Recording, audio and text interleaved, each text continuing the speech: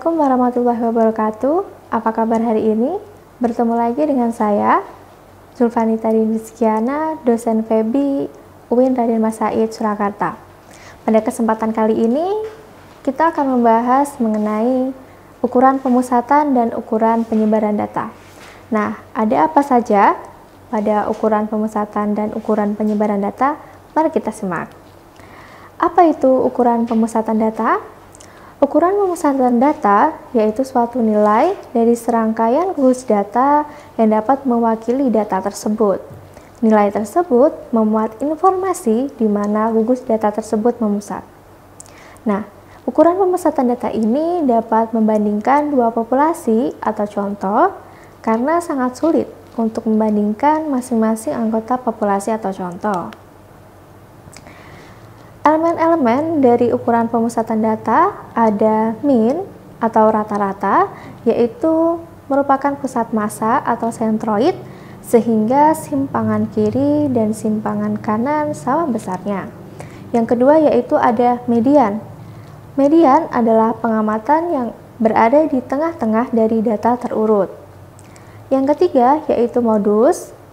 Modus adalah nilai pengamatan yang paling sering muncul. Sedangkan yang keempat yaitu ada kuartil, di mana kuartil ini adalah nilai-nilai yang membagi data terurut menjadi 4 bagian yang sama. Nah, kita bahas rata-rata atau mean terlebih dahulu. Mean atau rata-rata merupakan pusat massa atau sentroid. Jika menggambarkan populasi dituliskan dengan mu dan contoh dituliskan sebagai X bar. Mean atau rata-rata digunakan untuk tipe data numerik dan tidak bisa digunakan untuk tipe data kategorik dan data diskrit. Ada yang tahu kenapa ya kira-kira? Nah, mean atau rata-rata ini sangat resisten terhadap pencilan atau outlier.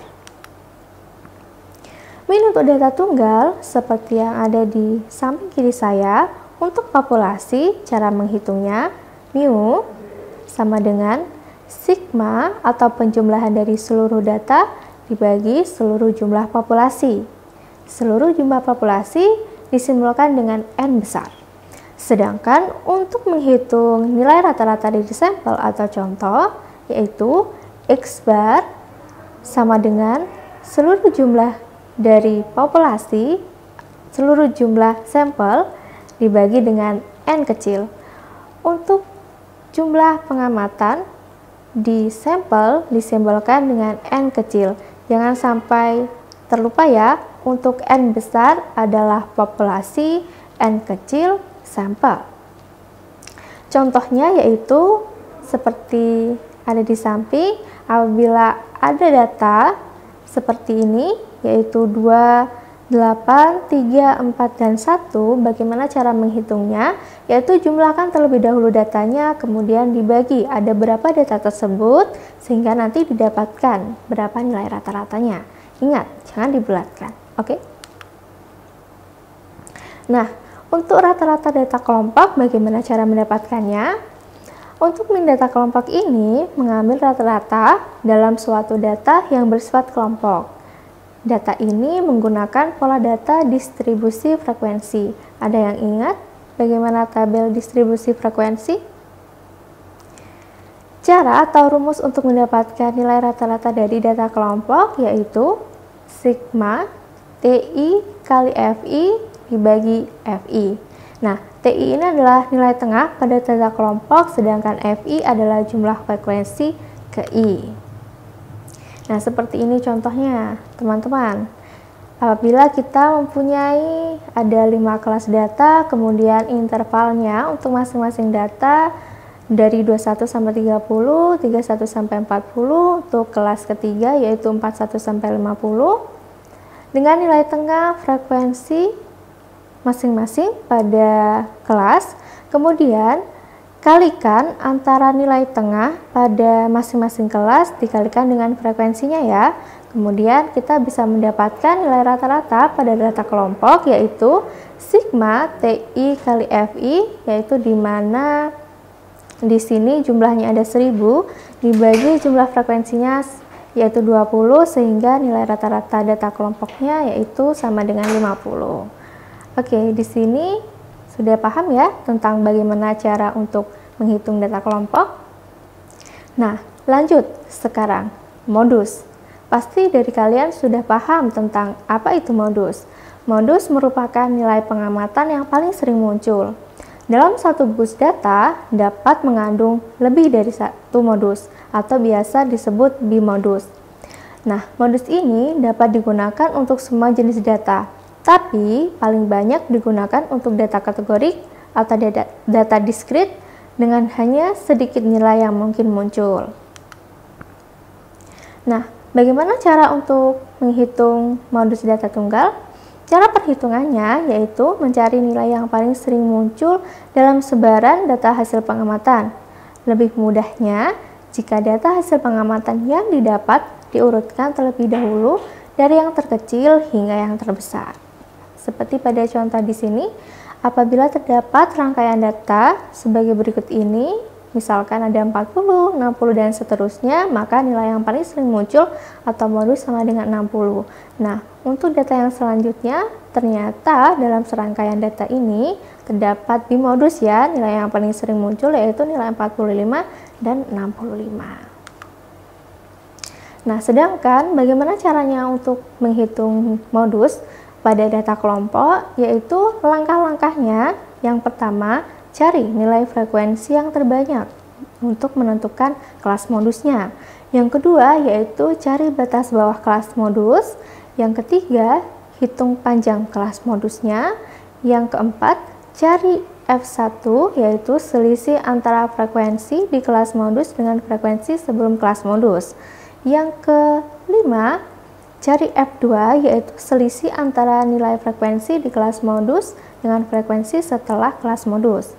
Yang keenam, baru menghitung modusnya.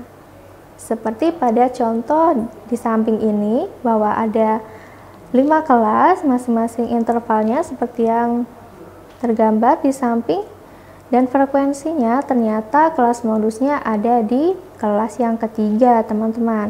Nah, untuk mencarinya silakan kalian bisa memasukkan berapa nilai batas bawahnya, kemudian panjang kelas pada kelas modus yaitu 10 ya panjang kelasnya, batas bawah kelas modusnya yaitu 40,5, kemudian dicari nilai F1 dan F2-nya sehingga kita bisa menghasilkan modus untuk pada data kelompok di samping ini yaitu 46,05.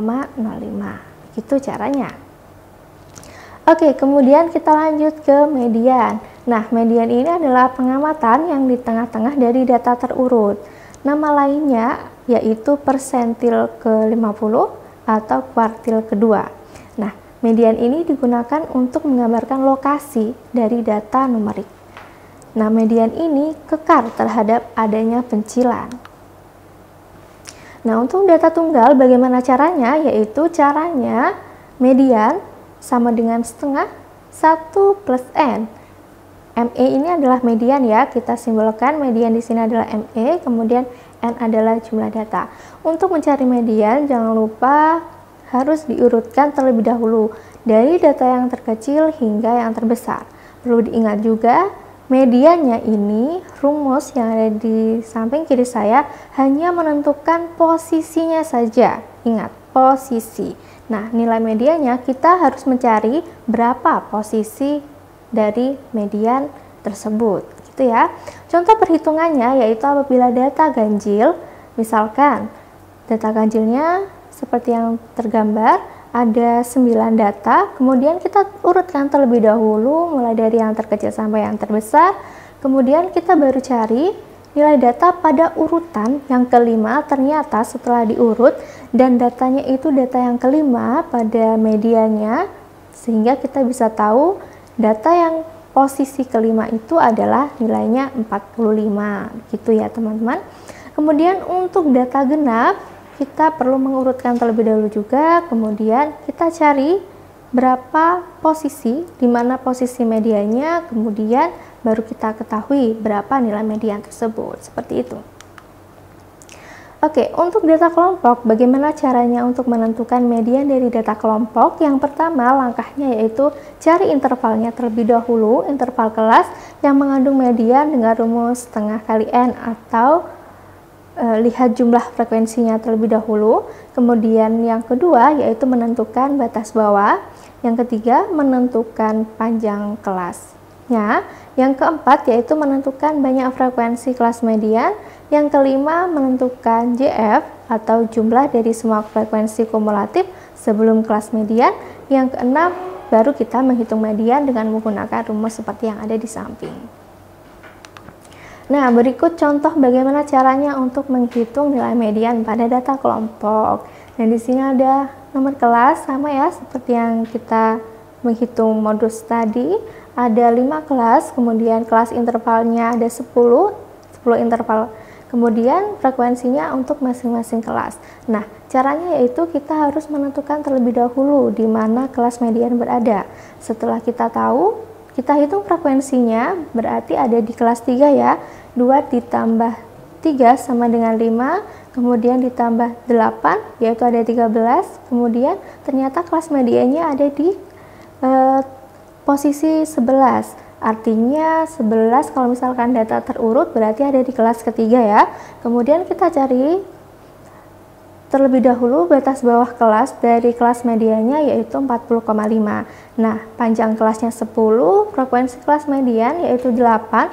Kemudian kita baru mencari frekuensi kumulatif sebelum kelas median yaitu 5. Setelahnya silakan dimasukkan ke dalam rumus sehingga median untuk data kelompok di samping sebesar 48. Oke, kita lanjutkan yaitu kuartil sekarang.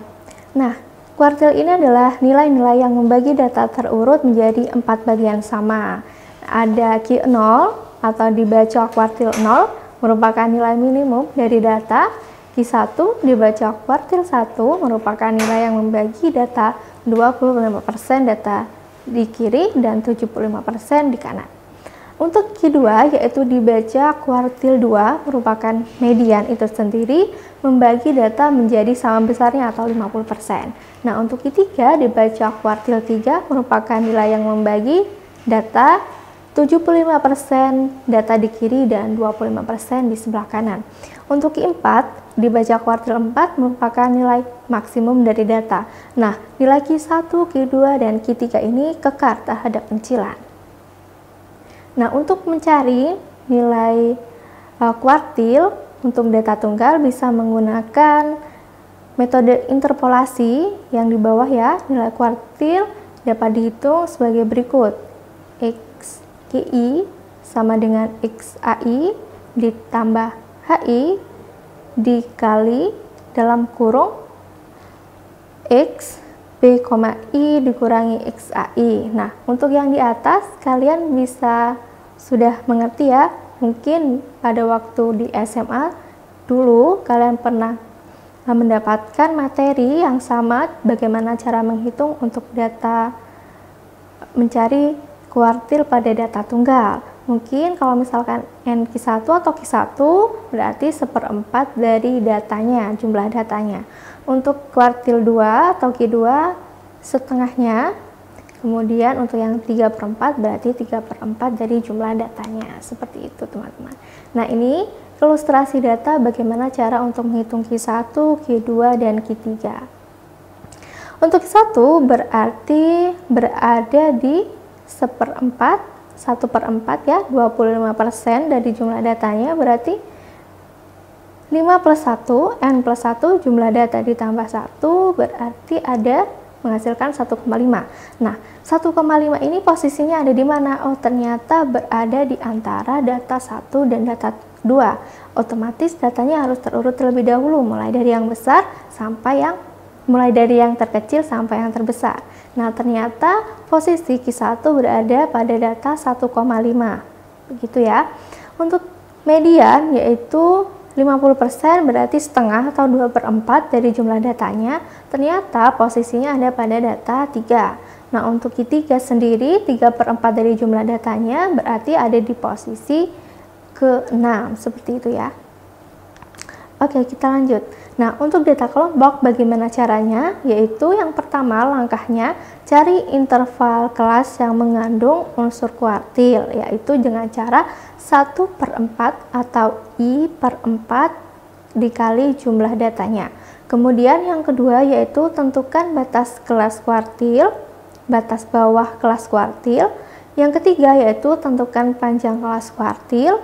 Yang keempat, tentukan frekuensi kumulatif sebelum kelas kuartil. Yang kelima, tentukan banyak frekuensi kelas kuartil. Dan yang terakhir, baru kita bisa menghitung nilai kuartil dengan menggunakan rumus sebagai berikut. Oke, berikut ini adalah contoh bagaimana kita menghitung data kelompok untuk mencari kuartilnya. Nah, seperti tergambar di sini ya. Yang pertama yaitu kita harus mencari di mana posisi kuartilnya. Ternyata posisi kuartilnya ada di kelas kedua. Dengan jumlah datanya 24, maka kelas kuartilnya ada pada posisi yang ke-6, teman-teman. Berarti ada di posisi kelas yang kedua. Nah, setelah itu kita harus menghitung batas bawah dari kelas kuartilnya, yaitu ditemukan 30,5. Setelah itu kita harus menentukan panjang kelasnya, panjang kelas kuartil yaitu sama dengan 10. Kemudian kita menentukan jumlah frekuensi dari kelas sebelum kelas kuartil yaitu 2 dan frekuensi kelas kuartil yaitu sama dengan 5. Nah, setelah itu kita bisa memasukkan informasi-informasi tadi ke dalam rumus sehingga kuartilnya bisa didapat 38,5. Itu untuk yang Q1.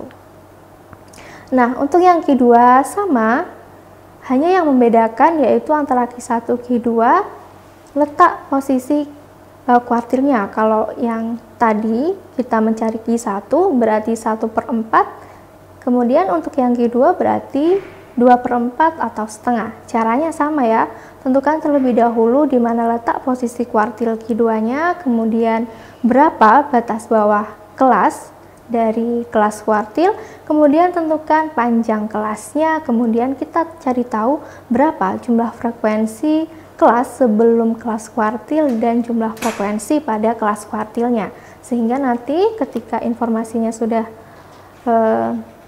terjawab, kita sudah menentukan, sudah menemukan semuanya, baru dimasukkan ke dalam rumus sehingga keduanya didapatkan 46,75. Oke, di sini semoga paham ya. Nah, untuk yang ketiga coba kalian coba sendiri. Nah, kaitan antara bentuk sebaran dengan ukuran pemusatan seperti yang tergambar di samping kiri saya, bahwa min, median, dan modus itu ternyata mempengaruhi bentuk simetri dari sebaran datanya.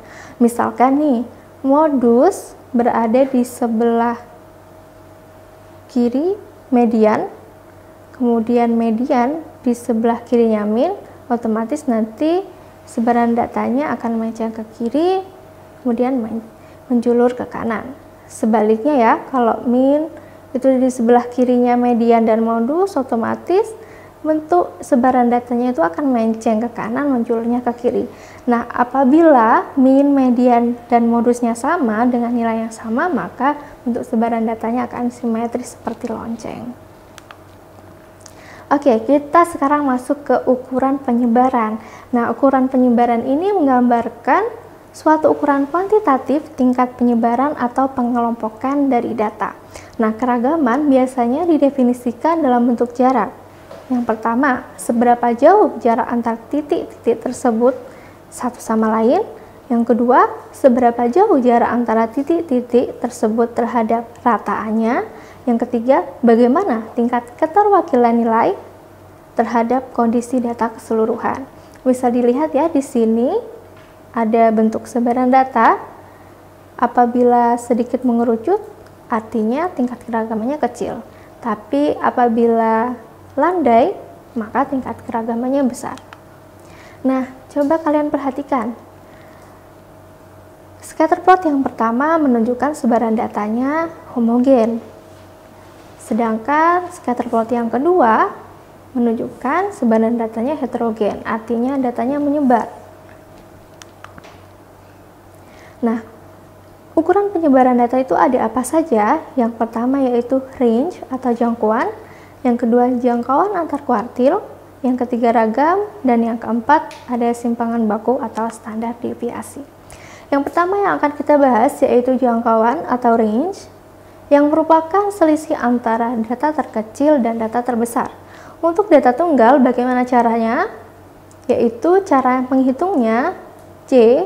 Di sini kita menyimbolkan range atau jangkauan itu sama dengan J, sama dengan data terbesar dikurangi data terkecil. Nah, untuk data kelompok, bagaimana cara menghitungnya? Yaitu C, K, daerah jangkauan sama dengan B max, batas atas kelas tertinggi dikurangi B min sama dengan batas bawah kelas terendah. Nah, seperti ini contohnya ya teman-teman. Jadi ada hasil panen padi di 8 petani di Kabupaten A dalam kilogram adalah sebagai berikut.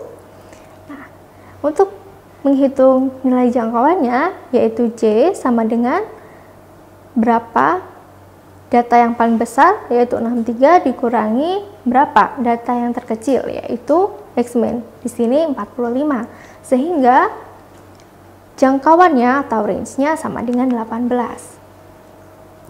Nah, untuk data kelompok sekarang teman-teman. Tadi JK atau jangkauan antar kuartilnya kelompok dihitung dengan B max, batas bawah kelas maksimum atau kelas tertinggi yaitu 70 di sini ya, dikurangi dengan batas bawah kelas paling rendah atau minimum yaitu 21, sehingga jangkauannya untuk data kelompok ini sama dengan 49. Nah, sekarang jangkauan antar kuartil atau IQR. Perlu diingat bahwa IQR ini digunakan untuk membuat box plot. Ada yang masih ingat? Nah, jangkauan antar kuartil ini merupakan selisih antara kuartil 3 dikurangi kuartil 1. Jangkauan antar kuartil ini memperhitungkan sebaran antara nilai minimum dan nilai maksimum. Jangkauan antar kuartil atau IQR kekar terhadap adanya nilai-nilai yang ekstrim atau pencilan. Contohnya seperti yang ada di samping. Nah, di sini ada hasil panen padi 8 petani di Kabupaten A dalam kilogram adalah sebagai berikut. Nah, kalian terlebih dahulu harus menghitung berapa Q1, Q2, dan Q3. Kemudian setelah dapat, baru kita bisa menghitung jangkauan antar kuartilnya, yaitu Q3 dikurangi Q1. Dalam hal ini Q3 sama dengan 59 dikurangi Q1 49,5, sehingga jangkauan antar kuartilnya sama dengan 9,5. Oke, selanjutnya yaitu adalah ragam. Ragam yaitu jumlah kuadrat selisih pengamatan dengan rata-ratanya. Seperti ini ya, deviasi itu adalah selisih antara pengamatan dan rata-ratanya. Nah, bagaimana cara menghitungnya? Untuk ragam populasi yaitu kita simbolkan dengan sigma kuadrat sama dengan jumlah dari deviasi ya, xi dikurangi mu dikuadratkan dibagi n besar. Ingat, untuk jumlah keseluruhan data untuk populasi disimbolkan dengan n besar. Sedangkan untuk ragam contoh yaitu S kuadrat, ini statistik dari ragam, yaitu S kuadrat sama dengan sigma xi min x bar kuadrat dibagi n min 1. Ada derajat bebas. Ini menunjukkan bahwa kita bekerja untuk menghitung ragam dari sampel. Nah, untuk menghitung ragam contoh, maka perlu dihitung rataan contoh. Maka data terakhir tergantung dari data-data sebelumnya. Hanya satu yang tidak bebas, sedangkan n-1 data lainnya bebas variasinya, sehingga kita menggunakan pembagi n-1.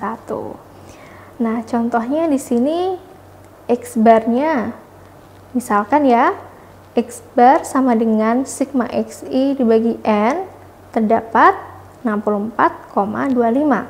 Sedangkan untuk menghitung S kuadratnya bisa menggunakan rumus yang di atas, akhirnya kita mendapatkan S kuadratnya sama dengan 79,9286. Nah, untuk ragam data kelompok, langkah-langkahnya yaitu yang pertama, menghitung nilai tengah data kelompok, yang kedua menghitung rata-rata data kelompok, yang ketiga menghitung nilai deviasi, dan yang terakhir menghitung ragam data kelompok.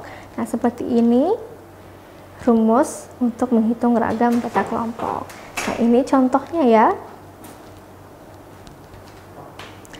Jadi kita menghitung terlebih dahulu berapa XI dikurangi X bar kuadrat, kemudian setelah kita mendapatkan nilainya, kita baru menghitung berapa FI dikalikan XI dikurangi X bar kuadrat, sehingga nantinya kita bisa mendapatkan nilai ragam untuk contoh yaitu sebesar 38.361,9. Nah, yang berikutnya yaitu simpangan baku atau standard deviasi merupakan akar kuadrat dari ragam.